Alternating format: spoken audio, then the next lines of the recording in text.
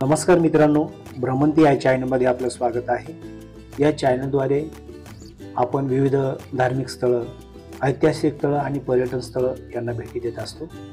तुम्हाला जर माझं चॅनल आवडत असेल तर नक्कीच या चॅनलला सबस्क्राईब करा, जेणेकरून या चॅनलवर येणारे विविध व्हिडिओ आपल्याला लगेचच पाहता येतील। चला तर आज आपण अशाच एका नवीन ठिकाणी चाललेलो आहोत। हे एक धार्मिक स्थळ आहे, अतिशय पवित्र असलेले स्थळ आहे। हे जे स्थळ आहे हे नाशिक जिल्ह्यातील त्र्यंबकेश्वर तालुक्यामध्ये हे ठिकाण आहे। या ठिकाणी श्री महादेवाचं मंदिर असून अतिशय प्रसिद्ध असं हे ठिकाण आहे। महाशिवरात्रीला या ठिकाणी प्रचंड यात्रा भरत असते। वेगवेगळ्या भागातून भाविक या ठिकाणी महादेवाच्या दर्शनासाठी या ठिकाणी येत असतात।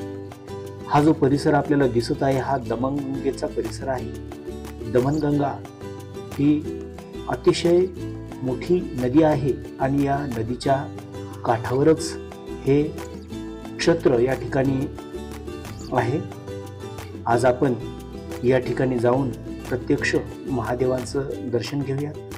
महादेवाचं आहेत या ठिकाणी महाशिवरात्र आणि श्रावण मासामध्ये प्रचंड गर्दी असते। या ठिकाणी आपण जर श्रावण मासामध्ये आलात तर नक्कीच या ठिकाणी हा जो परिसर आहे, हा जो निसर्ग आहे हा अतिशय पाहण्याजोगा असतो। तेव्हा आपण नक्कीच या ठिकाणाला भेट द्या आणि या ठिकाणी येऊन महादेवाचं दर्शन घ्या। या ठिकाणी आपल्याला येण्यासाठी नाशिक हर्सूल ठाणापाडा या मार्गाने येऊन आपण श्री क्षेत्र दावडेश्वर या ठिकाणी येऊन पोहोचतो।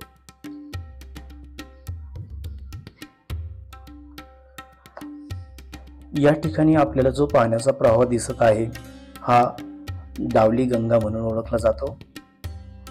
या ठिकाणी वास्तविक असलेल्या भाविकांचं असं म्हणणं आहे की हा गंगेचा प्रवाह आहे, जो ब्रह्मगिरीवर उगम पावलेली गोदावरी नदी लुप्त होऊन या भागातील 5 दिशांना गेलेली आहे।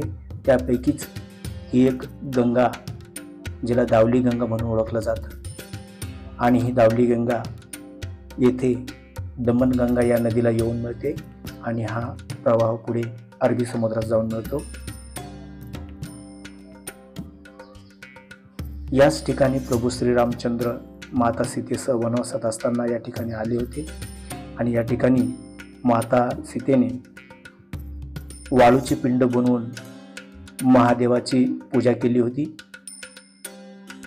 परंतु कालांतराने या पिंडीवर चिखल, माती, गाळ साचलेला होता आणि मग या भागामध्ये अनेक साधू ऋषींनी तपश्चर्या केली आणि त्यांनी या ठिकाणी जे माता सीतेने तयार केलेलं शिवलिंग त्यांना या ठिकाणी आढळून आलं। ते त्यांनी या ठिकाणी असलेले जे गुराखी आहेत त्यांच्या मदतीने साफ करून घेतलं आणि या ठिकाणी नित्यनेमाने पूजा होऊ लागली। अनेक ऋषींनी या ठिकाणी पूजा केलेली आहे, त्यामुळे हे क्षेत्र अतिशय पावन आणि पवित्र असं क्षेत्र आहे।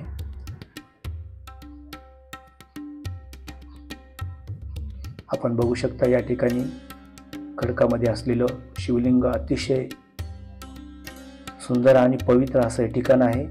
या ठिकाणी महाशिवरात्र आणि श्रावण मासामध्ये भाविकांची प्रचंड गर्दी असते।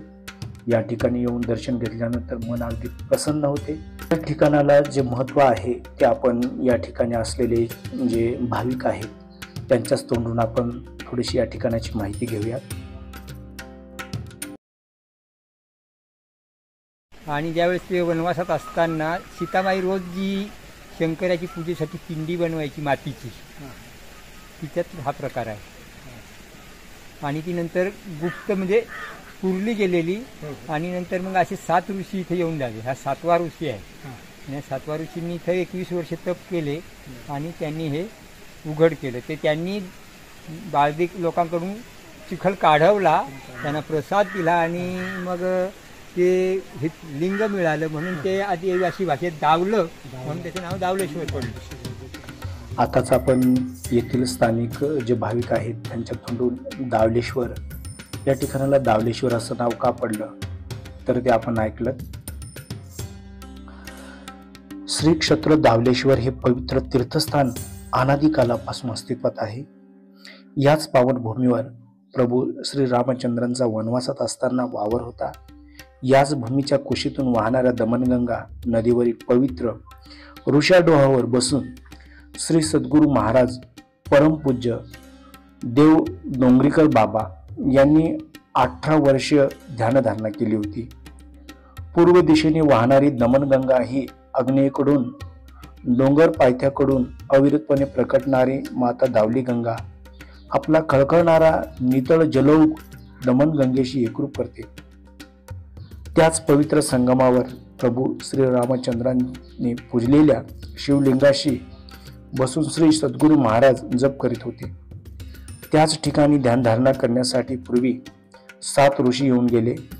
आपले सद्गुरू महाराज हे 8वे अवतार होत, परंतु त्यांच्या प्रखर तपश्चर्याच्या जोरावर हे स्थान त्यांनी आपल्या अंतिम निर्वाणासाठी नक्की केले. त्यांचे वास्तव या पावनस्थळी जवळजवळ 100 वर्षापूर्वीचे असावे. सध्याची महाराजांची मठी ही नाथ संप्रदायातील महामुनींनी तपश्चर्यासाठी निश्चित केलेली गादी असून या जागृत स्थानी ज्वलंत समाधी घेतलेली तपस्वी हा या गादीचा शेवटचा वारस ठरतो. त्यामुळे आपल्या महाराजांच्या प्रभावाने पुनीत झालेला हा रम्य परिसर श्री क्षेत्र दावलेश्वर सर्व भक्तांच्या उद्धारासाठी, त्यांना परमार्थाची ओढ लावण्यासाठी तन मन धन अर्पण करून त्यांच्या कृपा छत्राची आखरण करीत सर्व काळ उभा आहे. तरीच आपण या ठिकाणाला नक्कीच भेट द्या. आजचा व्हिडिओ आपणास कसा वाटला ते मला कमेंट्स करून जरूर कळवा. व्हिडिओ जर आवडला तर व्हिडिओला लाईक करा, कमेंट्स करा, शेअर करा. यासारखे नवीन व्हिडिओ पाहण्यासाठी भ्रमंती या चॅनलला सबस्क्राईब करा. पुन्हा भेटूया अशाच एका नवीन व्हिडिओ सोबत. तोपर्यंत स्वतःची काळजी घ्या. धन्यवाद.